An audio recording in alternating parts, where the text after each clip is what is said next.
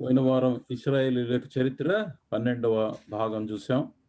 యెహోషువ గ్రంథంలోని మొదటిది. ఇప్పుడు ఇశ్రాయేల్ చరిత్ర 13, యెహోషువ గ్రంథంలో 2వ భాగాన్ని చూస్తాం.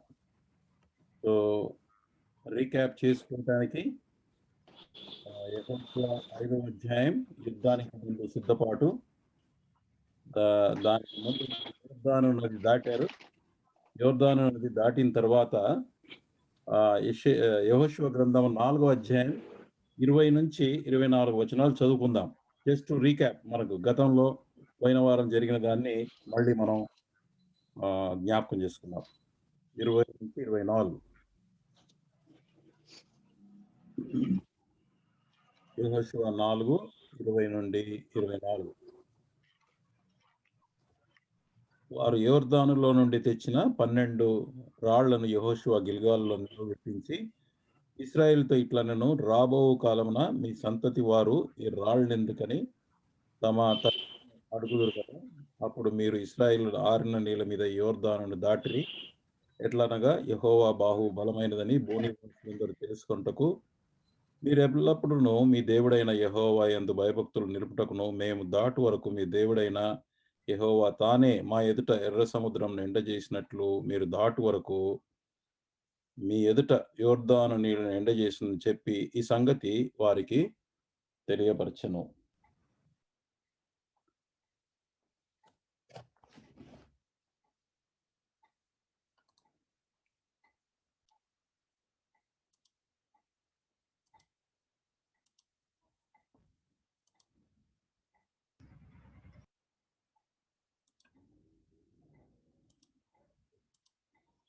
ఇప్పుడు 4వ అధ్యాయం 20 నుంచి 24 అధ్యాయాల వచనం వరకు మనం చదువుకున్నాం ఇందాక.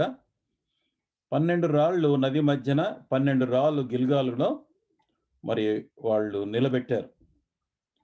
ఈ క్రీస్తు ఆ యొక్క నది మధ్యలో పెట్టినటువంటి ఆ రాళ్ళు ఏంటంటే, క్రీస్తు ప్రభు వారు నిబంధన మందసం ద్వారా ఆయన ప్రయాణం చేస్తున్నట్లు నది మధ్యలో ఆయన యొక్క మరణాన్ని, మరి తర్వాత బయటికి వచ్చిన తర్వాత అక్కడ రాళ్ళు పాతింది క్రీస్తు యొక్క పునరుత్థానానికి సాదృశ్యం.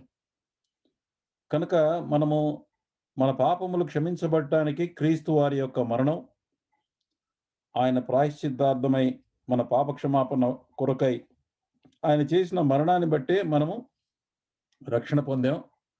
మరి తర్వాత ఆయన జీవించిన దాన్ని బట్టి మనము నీతిమంతులుగా తీర్చబడి మనలో నూతనమైనటువంటి జీవాన్ని, అంటే నిత్య జీవాన్ని, అదే సమయంలో నూతన స్వభావాన్ని, రెండిటిని కూడా ప్రభు మనకు అనుగ్రహించాడు.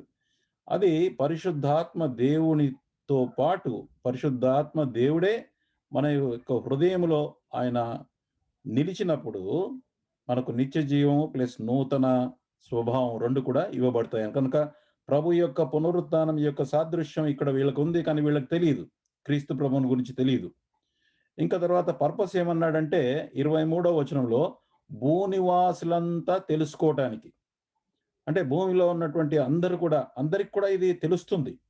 యెహోవా మహాశక్తిమంతుడు, నిబంధన చేసిన దేవుడు, మరి గొప్ప ఆటంకములను దాటించేవాడు, శక్తి కలిగినటువంటి దేవుడు, ఏకైక దేవుడు ఈయనే అని భూమిలో ఉన్నటువంటి అర్త్లో ఉన్నటువంటి ఆ కాలములో ఉన్నటువంటి మనుషులకందరికీ కూడా తెలవడానికి మరి యొక్క రాళ్లను పాతి, ఆ యొక్క యోర్దాను నది దాటిన తర్వాత రాళ్లను పాతడం అది ఒక సాదృశ్యంగా ఉంది.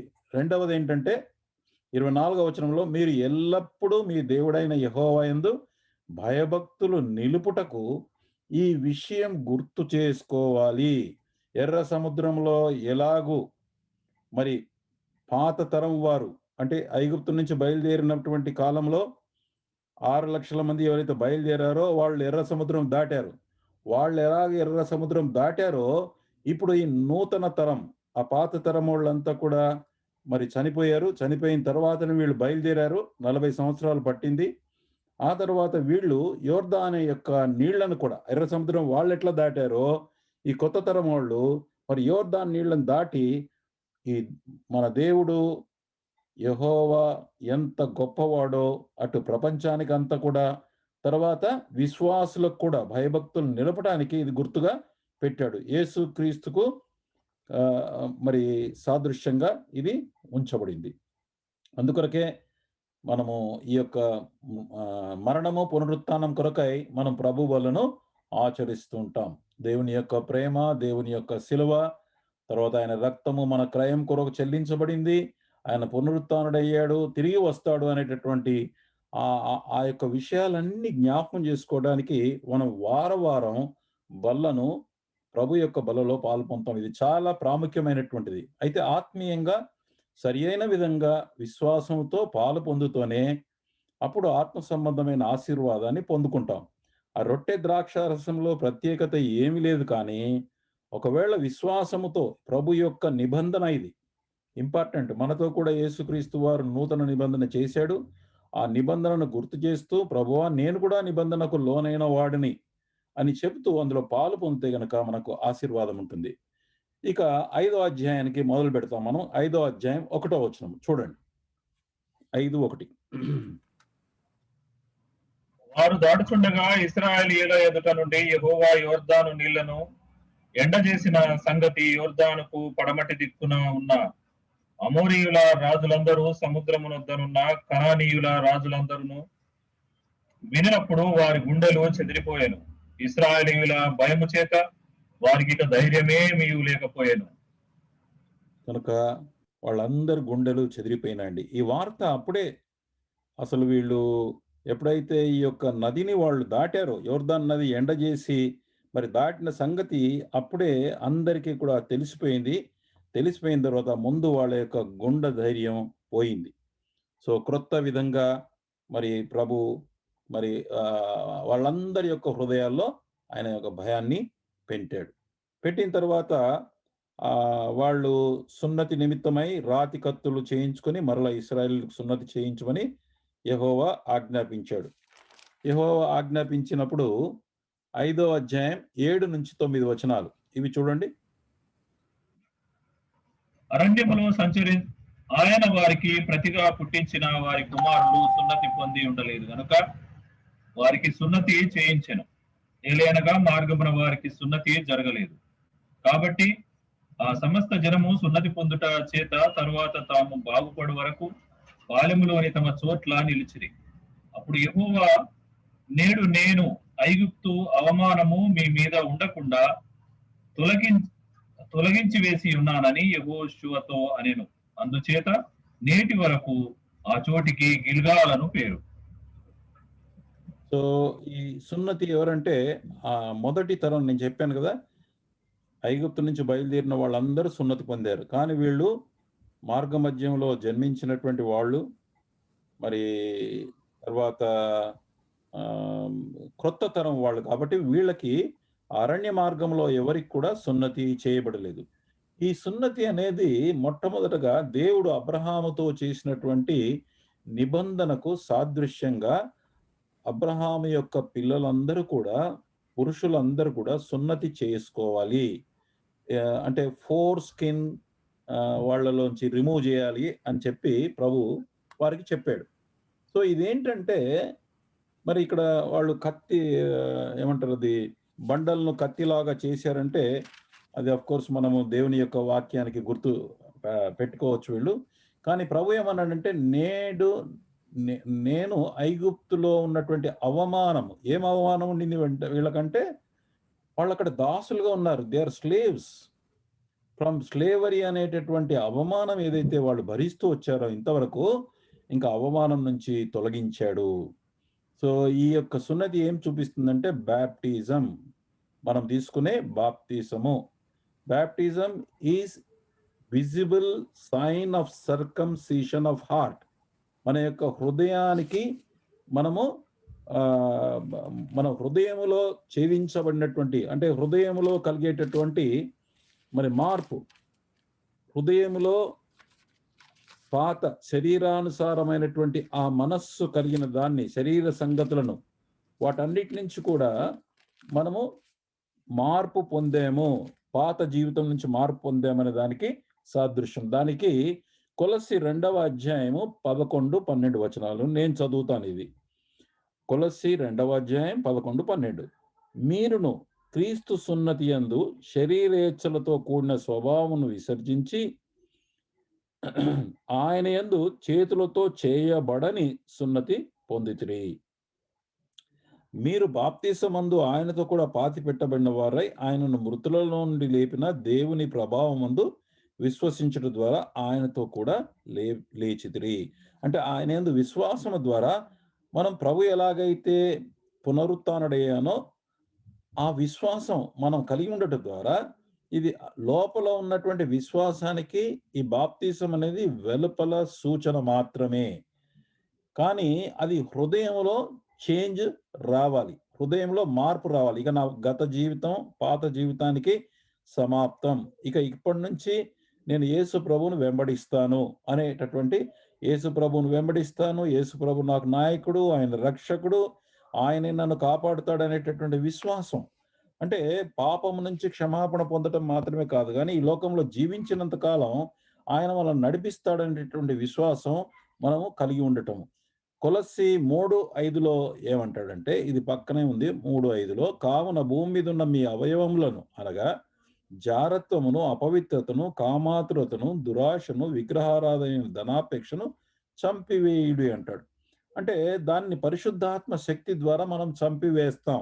యాక్చువల్గా ఎలా జరుగుతుందంటే, లోపల ఉన్నటువంటి ఫ్లెష్ని మనం పరిశుద్ధాత్మ ద్వారా ఎప్పుడు అది బయటికి వస్తుందో పరిశుద్ధాత్మ సహాయంతో మనం దాన్ని తొలగించుకోవచ్చు, అంటే దాన్ని చంపవచ్చు. ఎందుకంటే రోమీలకు రాసిన పత్రిక 8వ అధ్యాయం చూడండి, రోమా 8వ అధ్యాయం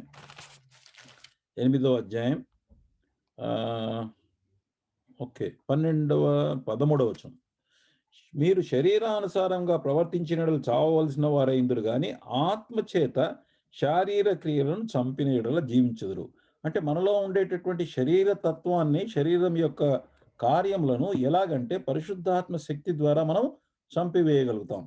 కాబట్టి ఆ కార్యములు చేయకుండగా మన యొక్క అవయవాల్ని నూతనంగా నీతి క్రియలకు మాత్రమే అప్పగించుకుంటాం. సున్నతి కేవలము హృదయములకు సున్నతి చేసుకోవాలి, కానీ మీరు ముష్కరులుగా, మొండివారుగా ఉండొద్దు అని ద్వితీయోపదేశకాండంలో రాయబడింది. వాళ్ళకి శరీరములో సూచనగా మరి అలాగా వారు ఫోర్ స్కిన్ తొలగించినా ద్వితీయోపదేశకాండంలో మోషే కాలంలోనే మోషేనే వాళ్ళకి చెప్పాడు ఏమని, సున్నతి కేవలము ఏదో శరీరంగా ఒక సూచనగా మాత్రమే కాదు, కానీ అది హృదయములో సున్నతి చేసుకోవాలి. కాబట్టి దేవుడు చెప్పిన దాన్ని విధేయులవ్వటానికి మీరు ముష్కరులుగా ఉండకండి, మొండివారుగా ఉండకుండా జాగ్రత్త పడండి అన్నాడు. సో మళ్ళీ తర్వాత యెహోషువ 5:10 వచనం చదవండి. యెహోషువ 5:10. ఇశ్రాయేలీయులు గిల్గాలులో దిగి ఆ నెల 14వ తేదీని సాయంకాలమున యెరికో మైదానంలో పస్కా పండుగను ఆచరించిరి. ఈ పస్కా పండుగ అనేది వాళ్ళు ఐగుప్తులో నుంచి బయలుదేరినప్పుడు వాళ్ళు చేశారు. అంటే 40 సంవత్సరాల క్రింద చేశారు. మళ్ళీ మధ్యలో దీన్ని పాటించలేదు. కానీ ధర్మశాస్త్రంలో, మోషేకి ఇవ్వబడిన ధర్మశాస్త్రంలో ప్రతి సంవత్సరం కూడా దీన్ని మొదలు పెట్టాలి, దీన్ని ఆచరించాలని మరి ప్రభు ఆజ్ఞాపించాడు. అయితే వీరు మళ్ళీ మొట్టమొదటిసారిగా ఇప్పుడు వాగ్దాన దేశంలో ప్రవేశించిన తర్వాత వీళ్ళు ఇక పస్కా పండుగ అంటే వాళ్ళు ఆ రోజుల్లో ఎప్పుడైతే దేవుడు ఇశ్రాయేలీయులను ఐగుప్తులో నుంచి విడుదల చేసేటప్పుడు చివరగా తాను చేసినటువంటి గొప్ప కార్యం, మహత్కార్యం ఏమిటంటే, ఎవరి ఇంట్లోనైతే ఎవరి ఇంటి పైన ఒక పస్కా పశువును వధించి దాని రక్తమును ఇంటి పైన కమ్మిల పైన ఎవరైతే పూసారో వాళ్ళ ఇంట్లో జ్యేష్ఠుల యొక్క మరణము సంభవించలేదు. కానీ అలాగే ఎవరెవరైతే విశ్వాసంతో చేశారో ఇశ్రాయేల్ ఇంట్లో ఎవరి దగ్గర మరణం జరగలేదు. కానీ మొత్తము ఐగుప్తులో ఉన్నటువంటి వాళ్ళు ఎవరైతే ఇది పాటించలేదు, ఒకవేళ ఐగుప్తు వాళ్ళు కూడా ఈ దేవుడు చెప్తున్నాడు మరి గొప్పవాడని కనుక ఎవరైనా అలా పెట్టారనుకోండి, వాళ్ళు కూడా కాపాడబడినారు. కాబట్టి అందుకే వాళ్ళు కొంతమంది వీళ్ళతో పాటు అరణ్యానికి బయలుదేరినటువంటి వాళ్ళు కూడా ఉన్నారు. అంటే కొంత విశ్వాసం ఉండి, సగం విశ్వాసం ఉండి వాళ్ళు అలా చేసినటువంటి వాళ్ళు. అదే పస్కాని అంటే ప్రభువు వధించబడినటువంటి దానికి సాదృశ్యం సిలువలో. ఆ విషయాన్ని మనము ప్రభు బల్ల దగ్గర ప్రతి వారం తరచుగా ఎంత వీలైతే అంతగా మనం దాంట్లో పాల్గొనాలని మనము ఎప్పుడు ఆచరిస్తుంటాం. మన వారానికి ఒకసారి వీలవుతుంది కాబట్టి అలా మనం చేస్తూ ఉంటాం. అది చాలా ప్రాముఖ్యమైందని చెప్పాను నీకు. తర్వాత 5వ అధ్యాయం 11, 12 వచనాలు చూడండి. పస్కా పోయిన మరునాడు వారు ఈ దేశపు పంటను తినిరి. ఆ దినమందే వారు పొంగకయు వేచబడియున్న భక్ష్యములను తినిరి. మరునాడు వారు ఈ దేశపు పంటను తినుచుండగా మన్నా మానిపోయెను. అటు తరువాత ఇశ్రాయేలీయులకు మన్నా దొరకకపోయెను. ఆ సంవత్సరమున వారు కనాను దేశపు పంటను తినిరి. కనాను దేశం యొక్క పంటను తిన్నప్పుడు ఇక మన్నా ఆగిపోయినటువంటి సందర్భం. ఈ మన్నా ఏం చూపిస్తుందంటే వాగ్దాన దేశంలో ప్రవేశించిన అప్పటి వరకు 40 సంవత్సరాలు దేవుడు ఎంతో నమ్మకంగా వారిని పోషించాడు. ఆయన కృప ద్వారా పరలోకపు ఆహారం ప్రపంచ చరిత్రలో ఎవరికీ లేదు. దేవుడు ఇలాగా పోషిస్తాడు ప్రజలని చెప్పి. కాబట్టి దేవుడు విమోచించి తాను నమ్మినటువంటి ప్రజలకు ఆహారం, అది కూడా ఆరోగ్యకరమైన ఆహారము దయచేస్తాడు.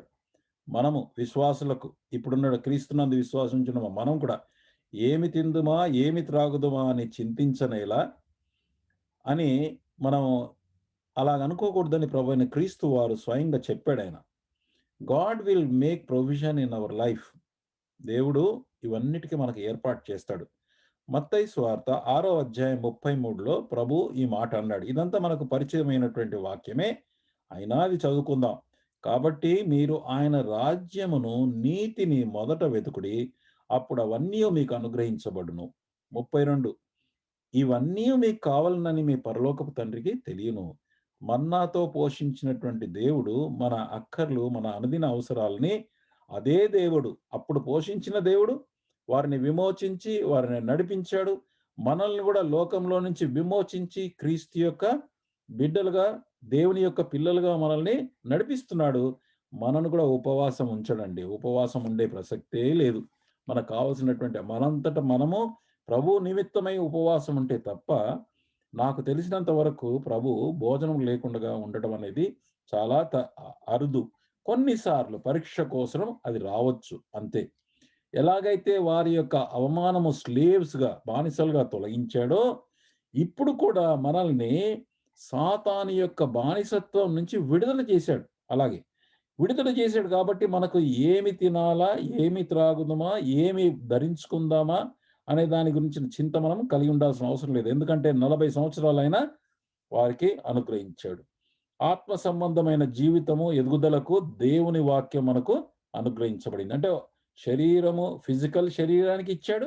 తర్వాత స్పిరిచువల్గా, ఆత్మీయంగా దేవునిలో మనం ఎదగటానికి దేవుని యొక్క వాక్యాన్ని మనకు అనుగ్రహించాడు. మనుష్యుడు రొట్టె వలన మాత్రమే కాక దేవుని నోట నుంచి వచ్చు ప్రతి మాట వలన బ్రతుకును అని మరి ప్రభు చెప్పినటువంటి ఆ మాట స్వయంగా ఉంది.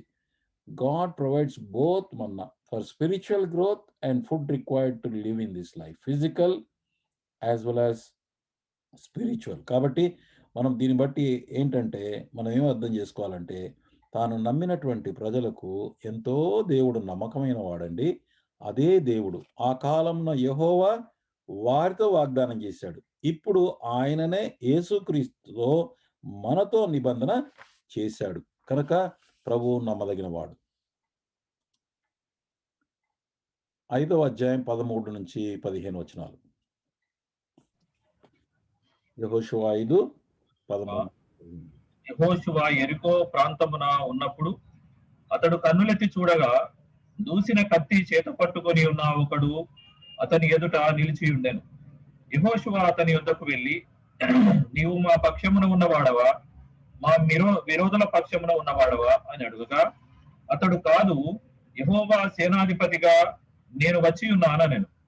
యెహోషువ నేలమట్టుకు సాగిలపడి నమస్కారం చేసి, నా ఏలిన వాడు తన దాసునికి ఏమని అడిగాను. అందుకు యెహోవా సేనాధిపతి, నీవు నిలిచి ఉన్న ఈ స్థలము పరిశుద్ధమైనది, నీ పాదరక్షలను తీసివేయమని యెహోషువతో చెప్పగా, యెహోషువ అలాగు చేసెను. కనుక ఇది మోషేకు ఎలాగైతే దర్శనం ఇచ్చాడో, ఇది యెహోషువకు మళ్ళీ మరి సైన్యములకు అధిపతియగు యెహోవా యొక్క ప్రత్యక్షత అంటే దేవుని యొక్క ప్రత్యక్షత కలిగింది. అంటే మొట్టమొదటగా ఆయన రిజరక్షన్‌కు సాదృశ్యంగా మరి ఆ యొక్క నదిలో నుంచి బయటికొచ్చి వారు రాళ్ళు నిలిపారు. తర్వాత బాప్టిజంకు సాదృశ్యంగా సున్నతి చేశారు.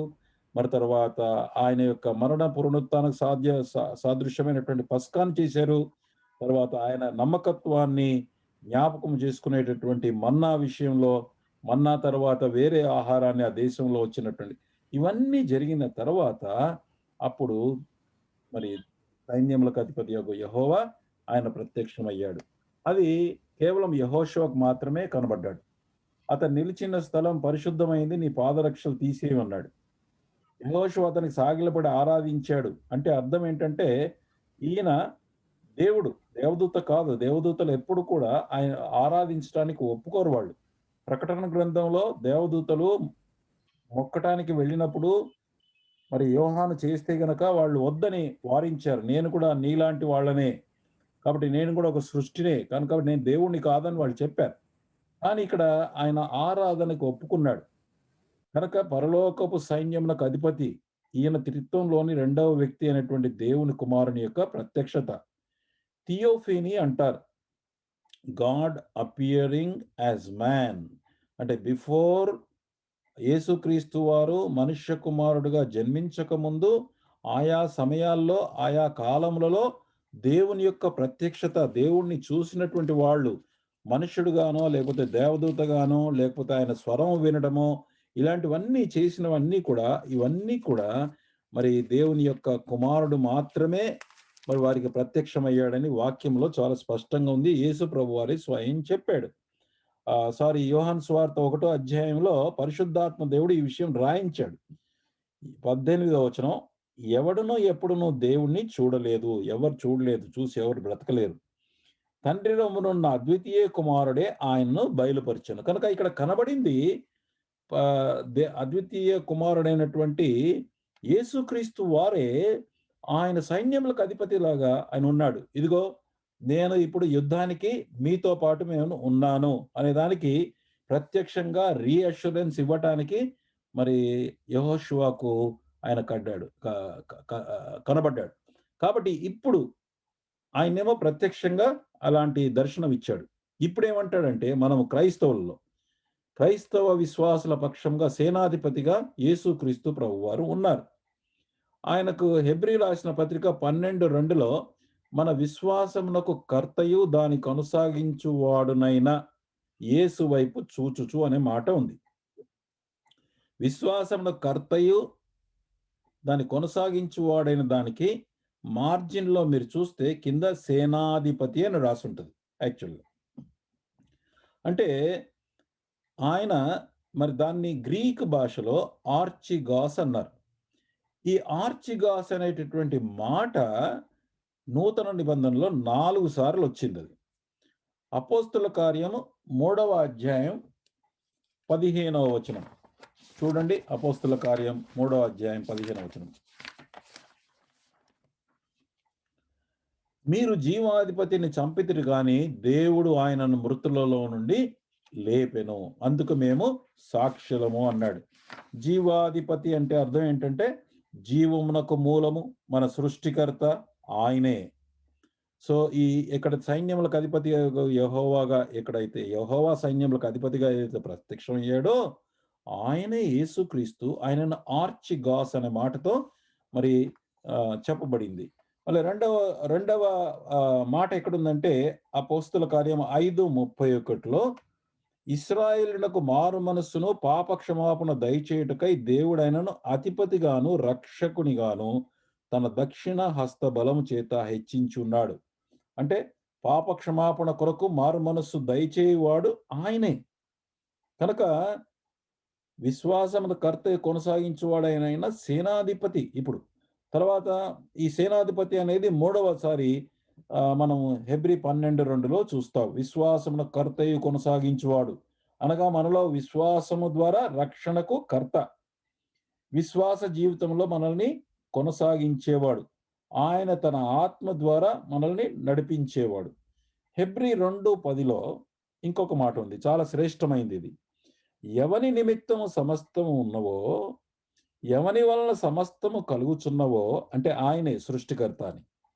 ఆయన అనేకులైనటువంటి కుమారులను మహిమకు తెచ్చుచుండగా, నిన్ను నన్ను కుమారులుగా మనల్ని మహిమకు తీసుకురావడానికి, వారి రక్షణకు శ్రమల ద్వారా సంపూర్ణునిగా చేయుట ఆయనకు తగును. అంటే ఆయన శ్రమలు పొందాడు. మనను కూడా, రక్షణ పొందినటువంటి మనల్ని కూడా కుమారులుగా మహిమకు తీసుకొస్తాడు. ఎప్పుడైతే మనం యేసుక్రీస్తునందు విశ్వాసం ఉంచామో, మనం దేవుని పిల్లలుగా మారాము. తన్నెందరు అంగీకరించారో వారందరికీ, అనగా ఆయన నామమందు విశ్వాసముంచిన వారికి దేవుని పిల్లలగుటకు అధికారము అనుగ్రహించెను అని యోహాను సువార్త 1:12లో ఉంది. అక్కడ పిల్లలు అనుంది. అటువంటి వారు మరి కుమారులుగా మార్చబడటం అనే దానికోసమే మనం ఇక్కడ ఉన్నాం ఇక్కడ. ఎందుకున్నాం ఇక్కడ ఈ లోకంలో అనంటే, పసిపిల్లలంగా తిరిగి జన్మించిన తర్వాత, ఆత్మ సంబంధమైనటువంటి జన్మను పొందుకున్న తర్వాత, మనము పసిపిల్లలుగా ఉన్నటువంటి మనము ఆత్మీయంగా మెచ్యూరిటీకి రావటానికే ప్రభు మనని ఇక్కడ ఉంచాడు. లేకపోతే ఆ యొక్క రక్షణ, లేకపోతే తిరిగి జన్మించిన తర్వాత దేవుడు కోరింది అంతా అయిపోతే గనక అసలు మనం ఈ లోకంలో ఉండాల్సినటువంటి అవసరం లేనే లేదు. కానీ మనల్ని సంపూర్ణతలోనికి తీసుకురావటానికే ప్రభు ఇక్కడ ఉంచాడు. ఆ యొక్క సబ్జెక్ట్ చూడటానికి టైం పడుతుంది కాబట్టి నేను చూడట్లేదు. కానీ మీరు అర్థం చేసుకోండి. మనం పిల్లలుగా తిరిగి జన్మించినప్పుడు పుట్టాం. చిన్న పసిపిల్లలు మెల్లమెల్లగా ఏజ్ 1, 2, 3, 4, 5, 10, 11, 12 అలా 18 సంవత్సరాల వయసొచ్చినప్పుడు ఎలాగైతే కుమారులని పిలువబడతారో, మనము కూడా విశ్వాసంలో ఎదుగుతూ కుమారత్వంలోనికి రావాలి. ఎలాగొస్తారని రాసింది? రోమీలకు రాసిన పత్రిక 8వ అధ్యాయం 14వ వచనంలో చాలా స్పష్టంగా ఉంది. ఈ వచనం మాత్రం మీరు చూడండి దయచేసి. రోమీలకు రాసిన పత్రిక 8వ అధ్యాయం 14వ వచనంలో, దేవుని ఆత్మ చేత ఎందరు నడిపించబడుదురో వారందరూ దేవుని కుమారులై ఉందురు. ఈ పిల్లలు అనేటటువంటి మనము విశ్వాసంలో కుమారులుగా ఎట్లా మారుతామండి? మనలో యేసుక్రీస్తు ప్రభువారు ఆత్మ స్వరూపిగా మనలో ఉన్నారు. ఆత్మ దేవుడైనటువంటి ఆయన మనల్ని గైడ్ చేయడానికి ఉన్నాడు. ఒకటేమో పవిత్రంగా జీవించడానికి మనకు సహాయం చేస్తాడు. రెండవది ప్రభు యొక్క రూపంలో మనం మార్పు చెందటానికి ఆయనే మనకు సహాయం చేసి నడిపిస్తాడు. ఎవరైతే ఆ డైరెక్షన్ అందుకొని నడుచుకుంటారో వారందరిని కుమారులుగా చేస్తాడు. ఇప్పుడేమంటే ఇక్కడేం రాయబడిందంటే, ఆయన మనల్ని కుమారులుగా మహిమకు తీసుకొని వచ్చినప్పుడు, యేసుక్రీస్తు ప్రభువారు వచ్చినప్పుడు ఎవరు ఆయన దగ్గర మహిమలో పాలు పొందుతారంటే, పిల్లలైనటువంటి విశ్వాసులు కుమారులుగా ఎదిగిన వారు మాత్రమే. అంటే ఎదగటానికి అవకాశాలు ఇస్తూ ఉన్నాడు.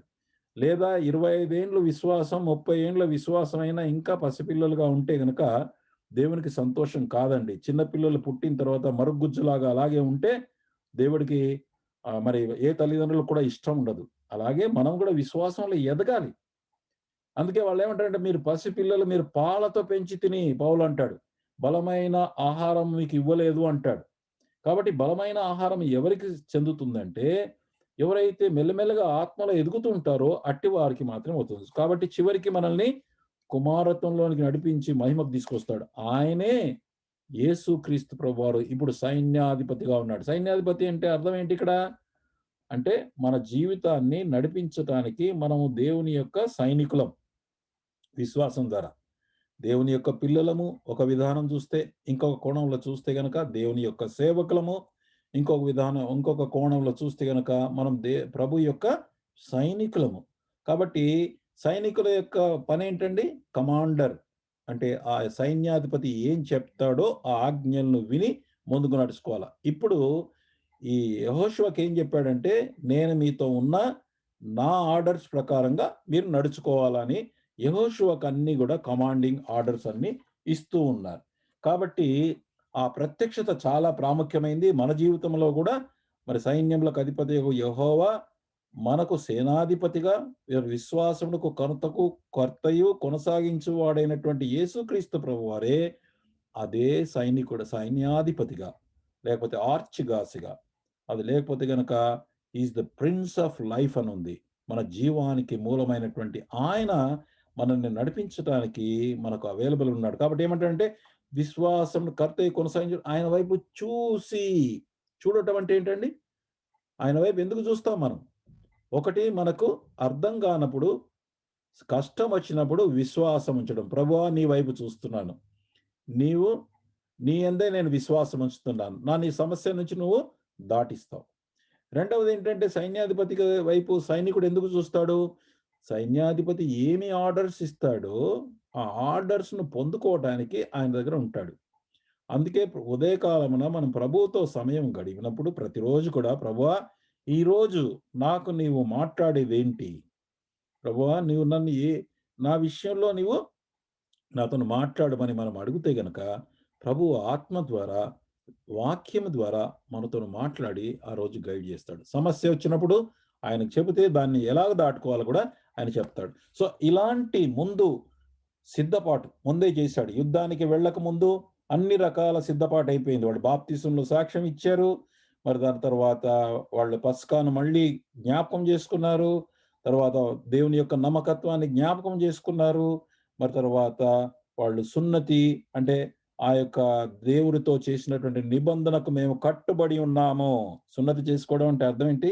ప్రభువా నువ్వేదైతే నిబంధన చేసావో, అబ్రహాముతో చేసావు, ఇస్సాకుతో చేసావు, యాకోబుతో చేసావు, మోషే ద్వారా ఇశ్రాయేలుతో చేసావు. ఆ నిబంధనకు మేము లోబడినాము అని ఎప్పుడైతే వాళ్ళు చెప్పారో అప్పుడు దేవుని యొక్క ప్రత్యక్షత వారికి కలిగింది. ఇదంతా కూడా యుద్ధానికి ముందు సిద్ధపాటు. ఫ్యూచర్‌లో లాస్ట్ టైం చెప్పినట్టుగా దేవుడు వాగ్దానం చేసినటువంటి ఈ దేశంలో దాన్ని స్వాధీనపరుచుకోవడానికి వెళ్తున్నారు వీళ్ళు. దానికి ముందు ఇంత ప్రిపరేషన్ దేవుడు 5వ అధ్యాయంలో చేశాడు. వాళ్ళిప్పుడు ఇది రివర్ జార్డన్ ఇది. రివర్ జార్డన్ వాళ్ళు దాటిన తర్వాత మొట్టమొదటిది వాళ్ళు ఈ ఈ యెరికో పట్టణాన్ని వాళ్ళు జయించడానికి ఇక్కడ మొదట జరిగింది యుద్ధం. దాని తర్వాత హాయి అనేటటువంటి ఇదొక చిన్న పట్టణం. ఇది పురము అన్నాడు. హాయి పురం అన్నాడు. అంటే కంపారిటివ్‌గా సిటీ కంటే ఇది చిన్నదే. ఈ హాయి అనేటటువంటి ప్రాంతంలో 12,000 మంది జనాభా ఉన్నారు. సో మొదట జెరికో, దాని తర్వాత హాయి విషయం మనం చూస్తాం ఇక్కడ.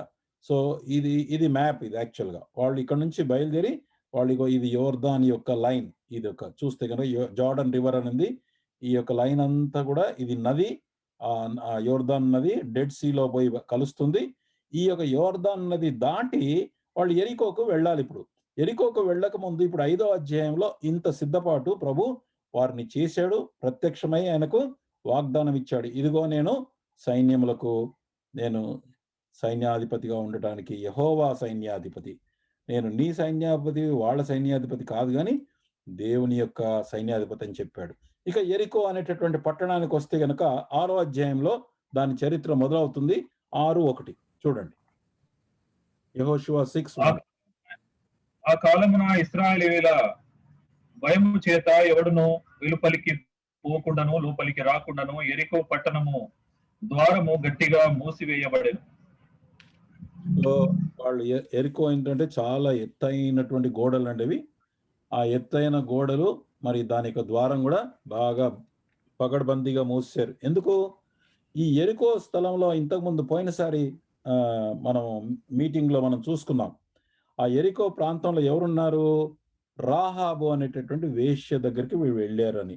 రాహాబు వేశ్య దగ్గరికి వీళ్ళు ఒకవైపేమో వాళ్ళ దేశం గురించి తెలుసుకోవడానికి వేగుల వారికి వెళ్ళారు. రెండవ రకంగా చూస్తే గనక వీళ్ళు సువార్తను చెప్పటానికి అంటే రాహాబును రక్షించడానికి వెళ్ళినట్లుగా మనకు అర్థమవుతుంది. దేవుడు ఆ అరేంజ్మెంట్ చేశాడు. ఆమెకు ఆల్రెడీ విశ్వాసం ఉంది కాబట్టి ఆ రాహాబు ఆ కోట గోడల పైననే తన ఇల్లుంది. అక్కడి నుంచి ఆమె ఎర్రదారం పెట్టమన్నారు వాళ్ళు. నువ్వు కడితే గనక మేమొచ్చి పట్టుకున్నప్పుడు మీరు మరి అది చూసుకొని మిమ్మల్ని కాపాడుతామన్నాడు. సో అది చాలా పెద్దది, బలమైనటువంటి గోడ. తర్వాత చాలా పొడుగాటిది.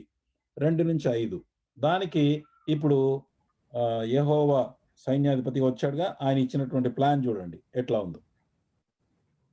యెహోవా యెహోషువతో ఇట్లనెను, చూడుము నేను యెరికోను దాని రాజును పరాక్రమము గల శూరులను నీ చేతికి అప్పగించుచున్నాను.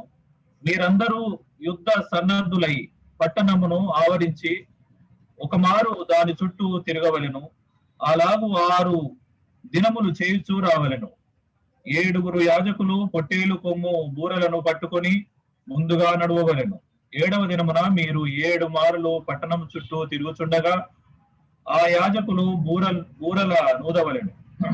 మానక కొమ్ములతో వారు ధ్వని చేయుచుండగా మీరు బూరధ్వని వినునప్పుడు జనులందరూ ఆర్భాటముగా కేకలు వేయవలెను. అప్పుడు ఆ పట్టణ ప్రాకారములు కూలును కనుక జనులు తమ ఎదుటికి చక్కగా ఎక్కుదురు అనెను. ఇది plan given by Jehovah himself. తర్వాత మన యుద్ధాల్లో కూడా we should go before the presence of God to obtain his plan, guidance in every war. మన జీవితంలో కూడా అనేకమైనటువంటి పోరాటాలు వస్తాయి. ఆ పోరాటాలన్నింటినీ కూడా మనం ఎలాగో కొనసాగించాలనేది, ఎలాగైతే ఇక్కడ యెహోవా యొద్ద ప్లాన్ తీసుకున్నాడో మనం కూడా ప్రభువుని అడగాలి. ఎందుకంటే మన జీవితంలో వచ్చేటటువంటి శోధనలు సాధారణమైనవే, అవేమి గొప్పవి చాలా వింతైనవి కావు. మనుషులకు కలిగినటువంటి శోధనలే మనకు కూడా కలుగుతాయి. కానీ వాటన్నిటిలో కూడా తప్పించుకోవడానికి కావలసినటువంటి మార్గాన్ని ప్రభు చూపిస్తానని వాగ్దానం చేశాడు. 1 కొరింథీ 10:13లో ఆ వచనం ఉంటుంది. అలాగే మనం కూడా ప్రభు దగ్గర విచారించాలి. ఈ ప్లాన్ని మరి ప్రజలకు యెహోషువ వివరిస్తున్నాడు. 6-7 వచనాలు. నూను కుమారుడైన యెహోషువ యాజకులను పిలిపించి, మీరు నిబంధన మందసమును ఎత్తుకొని మోయుడి. 7 యాజకులు యెహోవా మందసమునకు ముందుగా పొట్టేలు కొమ్ము బూరలను 7 పట్టుకొని నడవవలెనని వారితో చెప్పాను. మరియు అతడు, మీరు సాగి పట్టణమును చుట్టుకొనుడనియు యోధులు యెహోవా మందసమునకు ముందుగా నడవవలెననియు ప్రజలతో చెప్పాను. సో ఇప్పుడు 8-9 వచనాలండి చూస్తాం. ఇప్పుడు 8-9 వచనాలు. ప్రజలకు ఆజ్ఞాపించిన తర్వాత 7 యాజకులు పొట్టేలు కొమ్ము బూరలను 7 యెహోవా సన్నిధిని పట్టుకొని సాగుచు ఆ బూరలను ఊదుచుండగా యెహోవా నిబంధన మందసమును వారి వెంట నడిచెను. యోధులు బూరల నూదుచున్న యాజకులకు ముందుగా నడిచిరి. దండు వెనుకటి భాగము మందసము వెంబడి వచ్చెను. యాజకులు వెళ్ళుచు బూరలను ఊదుచుండిరి. మొట్టమొదట యోధులు అంటే సైన్యం ఉన్నారు. దాని తర్వాత సెకండ్ 7 మంది యాజకులు బూరలు ఊదారు. థర్డ్ నిబంధన మందసం క్రీస్తున్నాడు. మళ్ళీ వెనకాల భాగం కూడా ఉన్నట్టుగా మనకు కనబడుతుంది. ఇక చూడండి, వీళ్ళు యాజకులంతా కూడా మరి మోసుకెళ్తున్నటువంటి విషయం ఇది. తర్వాత ఇది ముందు వెనకాల కూడా సైనికులు వెళ్తున్నట్టుగా మనం ఇక్కడ చూస్తాం. ఇది యెరికో గోడల యొక్క పిక్చరు. జస్ట్ అక్కడ ఇంటర్నెట్లో దొరికితే తీసుకున్నాను. దాని ప్రకారం చూస్తే మరి అలాగ కనబడింది. సో వీరు ఇలాగా వరుసగా వీళ్ళు వెళ్ళాలని మరి వారికి ఆజ్ఞాపించారు. చూడండి, వీళ్ళేది ఇది గోడను పగలగొట్టడమా, లేకపోతే బాంబు వేయటమా, లేకపోతే కనుక నిచ్చెన లెక్కాలా, ఇవన్నీ యుద్ధ ప్లాన్లన్నీ కూడా వీళ్ళకంతా వింతైనది. చూస్తే కనుక వీళ్ళు ఏంటబ్బా, వీళ్ళు ఈ గోడ చుట్టూ తిరుగుతున్నారేంటి, రోజుకొకసారి తిరుగుతున్నారు అని అంటే, వాళ్ళు చూసే వాళ్ళంతా కూడా వీళ్ళు ఏంటి ఇట్లా చేస్తున్నారు, పిచ్చిగా వీళ్ళు యుద్ధం చేస్తారంటే యుద్ధం చేయట్లేదు, ఏం లేదు, చుట్టూ చూసుకొని పోతున్నారు, తిరుగుతున్నారని. కానీ ఈ తిరిగేటటువంటి సందర్భంలో ఒక ముఖ్యమైనటువంటి మాట ఏంటంటే 10వ వచనంలో ఉంది చూడండి. I think I missed 10th verse. 10th verseలో ఏముందంటే, మరియు యెహోషువ మీరు కేకలు వేయుడని నేను మీతో చెప్పు దినం వరకు మీకు కేకలు వేయొద్దు. అంటే మీరు కేకలు మాత్రం వేయొద్దు అన్నాడు. మీ కంఠధ్వని వినబడనీయద్దు, మీ నోట నుండి ఏ ధ్వని రావలదు, నేను చెప్పినప్పుడే మీరు కేకలు వేయవలనని జనులకు ఆజ్ఞ ఇచ్చెను. కాబట్టి ఇక్కడ మళ్ళీ 11-15 బ్రదర్ చదవండి. అట్లు యెహోవా మందసము ఆ పట్టణమును చుట్టుకొని ఒక మారు దాని చుట్టూ తిరిగిన తరువాత వారు పాలెములో చొచ్చి రాత్రి పాలెములు గడిపిరి. ఉదయమున యెహోషువ లేవగా యాజకులు యెహోవా మందసమును ఎత్తుకొని మోసిరి. 7 యాజకులు పొట్టేలు కొమ్ము బూరలను 7 పట్టుకొని నిలువక యెహోవా మందసమునకు ముందుగా నడుచుచూ బూరలు ఊదుచూ వచ్చిరి. యోధులు వారికి ముందుగా నడిచిరి. దండు వెనుకటి భాగము యెహోవా మందసము వెంబడి వచ్చెను. యాజకులు వెళ్ళుచు బూరలు ఊదుచూ వచ్చిరి. అట్లు రెండవ దినమున వారొక మారు పట్టణము చుట్టూ తిరిగి పాలెమునకు మరలా వచ్చిరి. 6 దినములు వారు అలాగు చేయుచూ వచ్చిరి. 7వ దినమున వారు ఉదయమున చీకటితోనే లేచి 7 మారులు ఆ ప్రకారము ఆ ప్రకారముగానే పట్టణము చుట్టూ తిరిగిరి. ఆ దినమున మాత్రమే వారు 7 మారులు పట్టణము చుట్టూ తిరిగిరి. 7వ మారు యాజకులు బూరలు ఊదగా యెహోషువ జనులకు ఇలాగు ఆజ్ఞ ఇచ్చెను.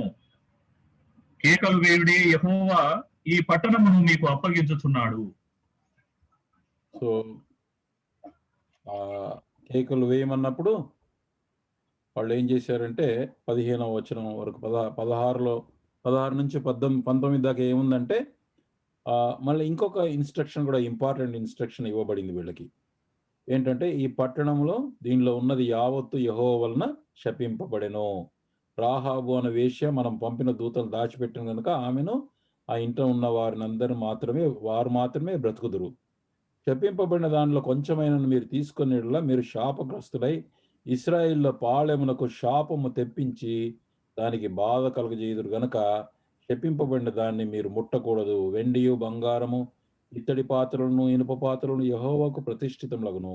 వాటిని యెహోవా ధనాగారంలో మీరు ఉంచవలను.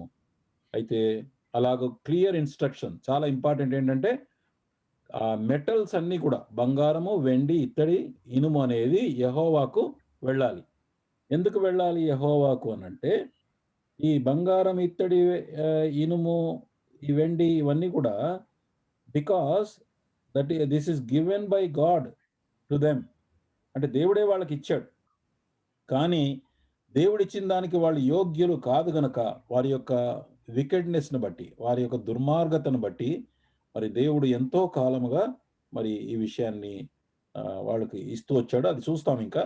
కానీ అందుకే వాళ్ళకి ఇచ్చాడు ఆ వస్తువులని, కానీ వాళ్ళు యోగ్యులు కాదు కనుక దేవుడు తాను వాళ్ళకి ఇచ్చిన దాన్ని తిరిగి మందిరానికి తీసుకుంటున్నాడు. కానీ మిగతావి ఏవి కూడా వాళ్ళు ముట్టడానికి వీల్లేదన్నారు. 20-21 వచనం. యాజకులు బూరలు ఊదగా ప్రజలు కేకలు వేసిరి. ఆ బూరల ధ్వని వినినప్పుడు ప్రజలు ఆర్భాటముగా కేకలు వేయగా ప్రాకారము కూలెను. ప్రజలందరూ తమ ఎదుటికి చక్కగా పట్టణ ప్రాకారము ఎక్కి పట్టణమును పట్టుకొనిరి. వారు పురుషులనేమి స్త్రీలనేమి చిన్నపిల్లలనందరినీ ఎద్దులను గొర్రెలను గాడిదలను ఆ పట్టణములోని సమస్తమును కత్తివాత సంహరించిరి. 20-21 అయింది కదా. సో ఈ ప్రకారంగా యాజకులు బూరలు ఊదగా ప్రజలు కేకలు వేసిరి. ఆ బూరల ధ్వని విన్నప్పుడు ప్రజలు ఆర్భాటంగా కేకలు వేసిండ్రి. కాబట్టి తర్వాత అందరినీ చంపేశారు. వారి దుర్మార్గతను బట్టి 7 జాతుల వారిని మాత్రమే యెహోవా ఆజ్ఞ ప్రకారం ఇలా చేశారు. వారు మారు మనసు పొందుటకు చాలా అవకాశం ఇవ్వబడింది. అయితే వాట్ ఆర్ ది లెసన్స్? మనకు దీని ద్వారా నేర్చుకునేటటువంటి లెసన్స్ ఏమిటి అనే విషయానికి చూస్తే కనుక మొట్టమొదటిగా యెరికో గోడలు బలమైనవి, ఎత్తైనవి. వాటిని విరగ్గొట్టుట మనుషులకు సాధ్యము కాదు. జకర్యా 4:6లో గనక చూస్తే వాక్యం ఏముందంటే, యెహోవాకు ఇదే శక్తి చేతనైనను బలము చేతనైనను కాక నా ఆత్మ చేతనే ఇది జరుగునని సైన్యములకు అధిపతి యెహోవా సెలవిచ్చెను. Not by might not by power but by my spirit said the Lord of hosts. కాబట్టి ఎప్పుడు కూడా మన జీవితంలో గోడలు విరగొట్టడానికి మరి కేవలం దేవుని యొక్క ఆత్మశక్తి ద్వారా మాత్రమే సాధ్యమవుతుంది. గోడలు విరుగుటకు కారణం కేవలం దేవుని ఆత్మశక్తి ద్వారానే. సో ఇది ఇశ్రాయేళ్లకు స్పష్టమైన సందేశం ఇచ్చాడు. బలమైన దుర్గము దేవుని సహాయం లేకుండా ఎవరు మరణించకుండా పడగొట్టడం అంటే అసాధ్యం.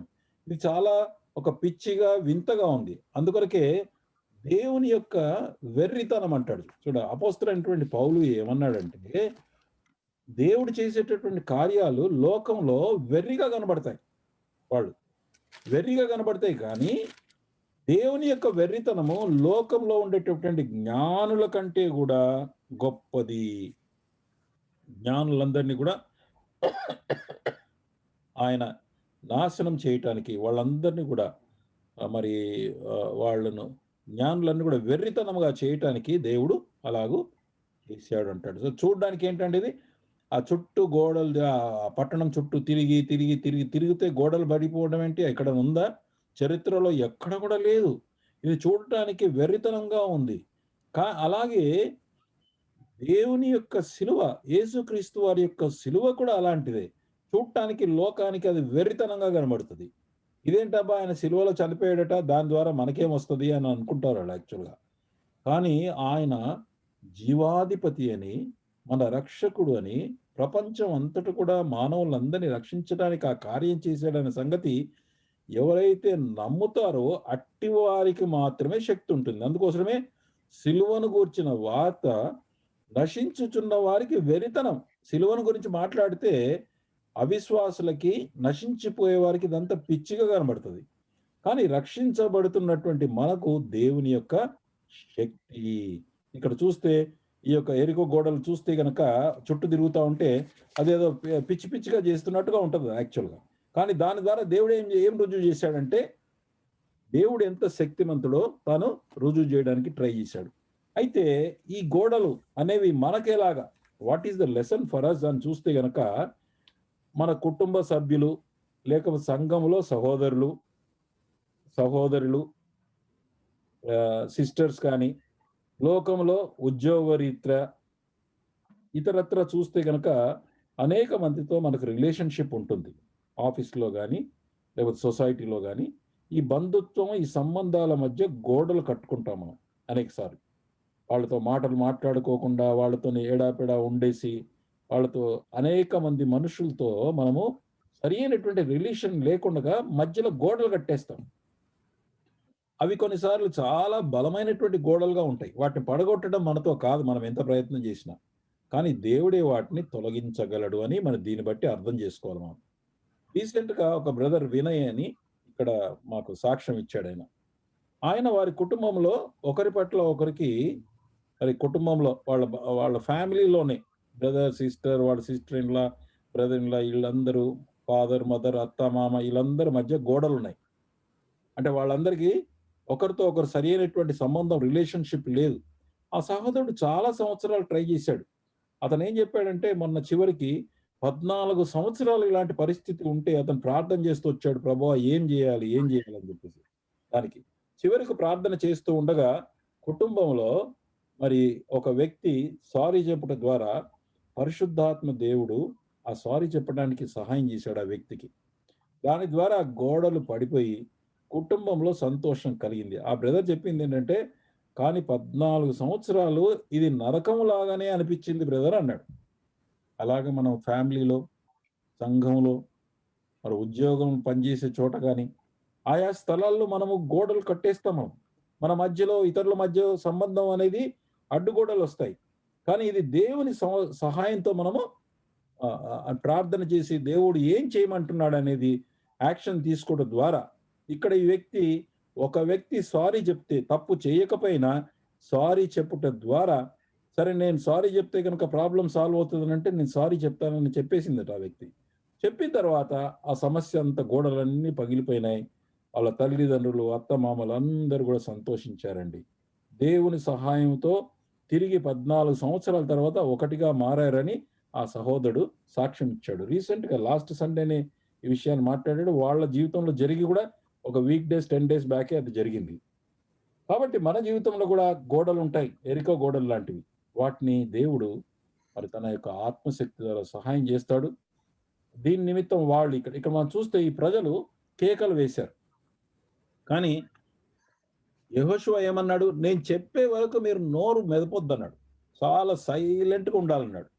వాళ్ళందరూ కూడా ఎంతో ఓపికతో వాళ్ళు వెయిట్ చేస్తూ వచ్చారు. ఆ ఓపికతో. ఇశ్రాయేలు ప్రజలు 7 దినాలు యెరికో పట్టణం చుట్టూ తిరిగారు గానీ చివరి వరకు కూడా వాళ్ళు మౌనంగా ఉన్నారు. నోరు తెరవలేదు. నోరు తెరవద్దని చెప్పాడాయన. మీరు ఏం మాట్లాడొద్దన్నాడు. నాలుక మన జీవితంలో చాలా సమస్య. బహు తొందరగా మన ఒపీనియన్ షేర్ చేసేసి మనం ప్రాబ్లమ్స్ క్రియేట్ చేస్తాం. మౌనంగా ఉండడం అనేది చాలా డిసిప్లిన్‌తో కూడినటువంటి పని. అవి నేర్చుకోవాలి. దేవుడు సమయం వచ్చే వరకు మనం వేచి ఉండాలి. యాకోబు 1, 1 4 వచనంలో ఏం రాసిందంటే, మీరు సంపూర్ణులను, అనూనాంగులను, ఏ విషయంలోనైనా కొదవలేని వారై ఉండునట్లు ఓర్పు తన క్రియను కొనసాగింపనీయుడి. అంటే ఓర్పు ద్వారా మనలో సంపూర్ణత, ఇందాక నేను చెప్పాను కదా! మనం పిల్లలుగా ఉన్నటువంటి వాళ్ళము, మనం కుమారులుగా మారాలంటే, మన జీవితంలో దేవుడు ఎలాగ చేస్తాడంటే, ఓర్పు ద్వారా చేస్తాడు. సమస్య వస్తుంది. ఆ సమస్య మనకు పరీక్షగా మారుతుంది. ఆ పరీక్షలో మనం దేవుని వైపు చూసి ఓర్చుకొని ఉంటే గనక, ఆ ఓర్పు ద్వారా మనలో స్పిరిచ్యువల్ మెచ్యూరిటీ దేవుడు కలగజేస్తాడు. కానీ చివరిలో వాళ్ళు విజయ కేకలను వేశారు వాళ్ళు. సో, దీన్ని బట్టి మనకేం అర్థమవుతుందంటే, మన నోరు గూడా కంట్రోల్ జేయడం, వాళ్ళు ఎలాగైతే మౌనంగా ఉన్నారో అలాగ చూడాలి. సో, రెండవ విషయం. మొదటి విషయం ఏంటంటే, మన మధ్యలో ఉన్నటువంటి గోడలు, సంబంధాలు మరి ఒకరి మధ్య ఒకరికి మధ్య మాట్లాడుకోకుండగా లేకపోతే రిలేషన్‌షిప్‌లో దెబ్బతింటే దాన్ని దేవుడు చేస్తాడని, మన శక్తి ద్వారా కాదు గానీ, దేవుని యొక్క ఆత్మ ద్వారా జరుగుతుందని కనుక దేవుని యొక్క సహాయాన్ని మనం పొందుకోవాలి. నా సహాయం లేకుండా, నేను లేకుండా మీరేమీ చేయలేరని ప్రభువైన యేసుక్రీస్తు వారు యోహాను సువార్త 15 అధ్యాయంలో చెప్పాడు ఆ విషయాన్ని. అది గుర్తుపెట్టుకుందాం మనం. మూడో విషయం, ఈ వీళ్ళు గోడ ఎందుకు చుట్టూ తిరిగారంటే, ఒకసారి తిరిగారు, ఒకరోజు, రెండోసారి తిరిగారు, మూడోసారి తిరిగారు, నాలుగో రోజు తిరిగారు, ఐదో రోజు తిరిగారు, ఆరో రోజు తిరిగారు. వీళ్ళకి దేవుడు మళ్ళీ ఒక సాక్ష్యముగా యెరికో ప్రజల యొక్క రక్షణ కోసం మరొక అవకాశం ఇచ్చాడు వాళ్ళకి. దీని చరిత్ర కనుక మనం చూస్తే గనక ఆదికాండం 15 అధ్యాయంలో మరి ఎప్పుడైతే దేవుడు అబ్రహాముతో వాగ్దానం చేశాడో అప్పుడు ఏమన్నాడంటే, ఈ ప్రాంతంలో ఉన్నటువంటి ఇదంతా కూడా ఈ దేశమంతా నేను నీకిచ్చేసిన. ఈ ప్రాంతంలో ఉన్నటువంటి అమోరీయుల అక్రమం ఇంకా సంపూర్ణం కాలేదు. కాబట్టి అందులో ఏంటి, నువ్వొక్కడివే ఇంత పెద్ద దేశాన్ని నువ్వు ఆక్యుపై చేయడం నీతో కాదు. కాబట్టి నీ 4వ తరం వారు ఇక్కడికి మరల వచ్చెదరు. సో 4వ తరం అంటే యాకోబు తన పిల్లల్ని తీసుకొని కుటుంబంగా 70 మంది ఐగుప్తుకు వెళ్లారు. యాకోబు కొడుకు లేవి. లేవి తర్వాత మోషే 4వ తరం యాక్చువల్‌గా. సో లేవి ఎళ్ళాడు ఎక్కడికి, ఐగుప్తుకి. వెళ్ళిన తర్వాత లేవి నుంచి మరి మోషే వరకు వచ్చేవరకల్లా 4వ తరం వాళ్ళు వచ్చారిప్పుడు. అంటే అప్పటికి ఎన్ని సంవత్సరాలని రాసిందంటే 430 సంవత్సరాలు కాలం జరిగింది. అంటే వాళ్ళు ఐగుప్తుకెళ్ళేటప్పుడేమో 70 మంది పోయారు. 430 సంవత్సరాల తర్వాత 6,00,000 కాల్బలంతో వాళ్ళు బయలుదేరారు. వాగ్దాన దేశం స్వాధీనపరుచుకోవటానికి బయలుదేరారు కానీ, వాళ్ళ యొక్క సనుగుడుతో, వాళ్ళ యొక్క మరి మొండితనముతో దేవుడు వాళ్ళని పోనివ్వలేదు. 40 సంవత్సరాలు మరి వాళ్ళు అరణ్యంలో తిరిగారు. కాబట్టి 430 సంవత్సరాలు అవైనాయి. 40 సంవత్సరాలు అడవిలో అరణ్యంలో తిరిగారు. 470 సంవత్సరాలైంది. అంటే అబ్రహాముతో దేవుడు చెప్పిన తర్వాత వారికి 470 సంవత్సరాలు ఇచ్చాడు. ఈ ఈ యెరికో వాళ్ళకి. యెరికో వాళ్ళకి, ఈ అమోరీయులకు, ఈ 7 జాతుల వారికి దేవుడు అవకాశం ఇచ్చాడు. జీవితాన్ని మార్చుకుని దేవుని యందు విశ్వాసం ఉంచటానికి, దానికి సాక్ష్యం కూడా ఆయన పెడుతూ వచ్చాడు. అందుకే 40 ఏళ్ల కింద ఎర్ర సముద్రం దాటినటువంటి సమాచారం వీళ్ళకి అందింది. అదే రాహాబు చెప్పింది. మీరు ఎర్ర సముద్రం దాటినటువంటి విషయం మాకందరికి తెలిసిందండి. కాబట్టి మేమంతా వణికిపోతున్నామన్నారు. అంటే the news has spread to all the people. Somehow the lord has taken the news to everybody. కాబట్టి వాళ్ళకి 470 సంవత్సరాల అవకాశం ఇచ్చినా వాళ్ళు నమ్మలేదు అబ్రహాంతో చెప్పినాక. దాని తర్వాత ఏమైందంటే ఇక్కడ కేవలము రాహాబు మాత్రమే రక్షణ పొందింది. ఆమె నమ్మింది కాబట్టి మిగతా ఇంకెవరైనా రక్షణ పొందుతారేమోనని వారికి దేవుడు చివరి వరకు కూడా అవకాశం ఇస్తున్నాడు. ఆ పట్టణం చుట్టూ దేవుని భక్తితో తిరుగుచున్నప్పుడు వాళ్ళు మారు మనస్సు నిమిత్తం సాక్ష్యంగా వీళ్ళంతా తిరుగుతూ వచ్చారు. మౌనంగా, వాళ్ళు భక్తిగా, వాళ్ళు ఆ బూరలు కూడా ఊదటం అనేటటువంటిది సింపుల్‌గా very quietly they were moving around. That was a testimony for all the people. And it's a chance for them to repent.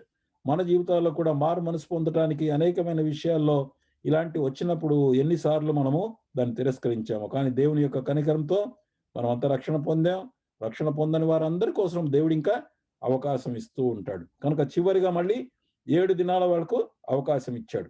Noah కాలంలో కూడా ఓడ తయారైన తర్వాత పశువులు, జంతువులు, పక్షులు అన్ని వచ్చిన తర్వాత మళ్ళీ ఇంకా 7 రోజులు అక్కడ ఆగాడు దేవుడు. చూడండి, అప్పటికే 120 సంవత్సరాల కాలం గడిచింది నోవా కాలంలో. వాళ్ళ దుర్మార్గాన్ని బట్టి దేవుడు ఈ యొక్క ప్రపంచం అంతా నాశనం చేస్తానని నోవాతో చెప్పాడు. నోవా ఓడ కడుతుంటే అందరికి సాక్ష్యం ఇస్తూ వచ్చాడు. ఎవ్వరు మారుమనసు పొందలే.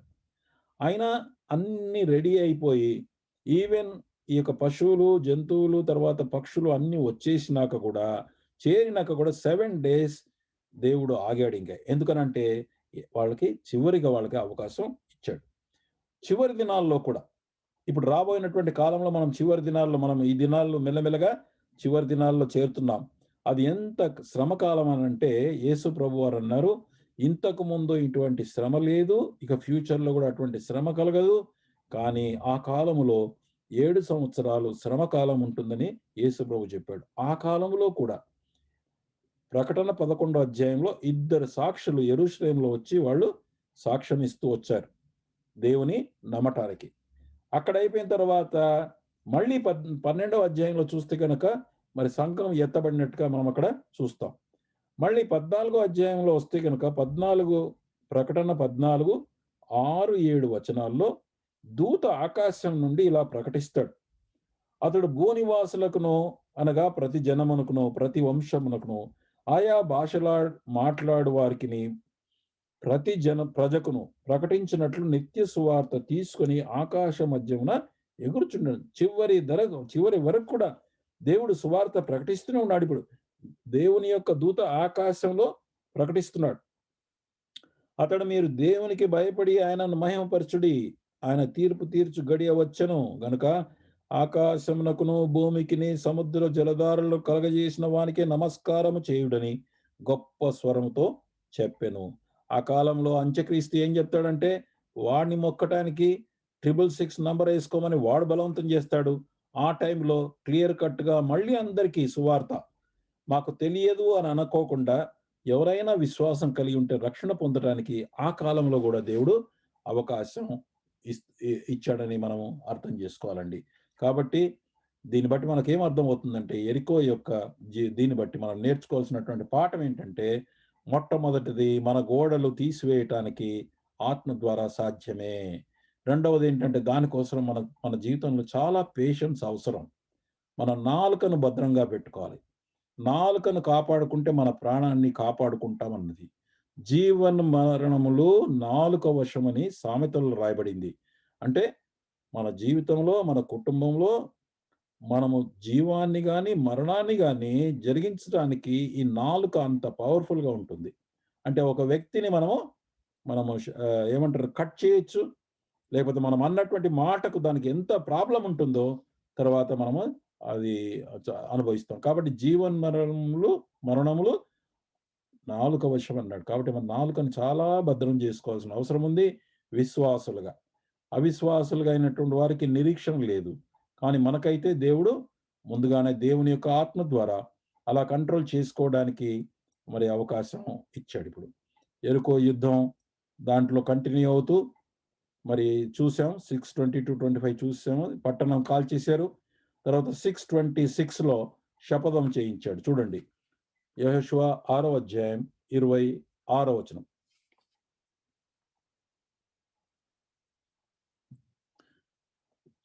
ఆ కాలమున యెహోషువ జనుల చేత శపథం చేయించి వారికి ఇలాగు ఆజ్ఞాపించెను, ఎవడు యెరికో పట్టణంను కట్టించ పూనుకొన్నో వాడు యెహోవా దృష్టికి శాపగ్రస్తుడగును, వాడు దాని పునాది.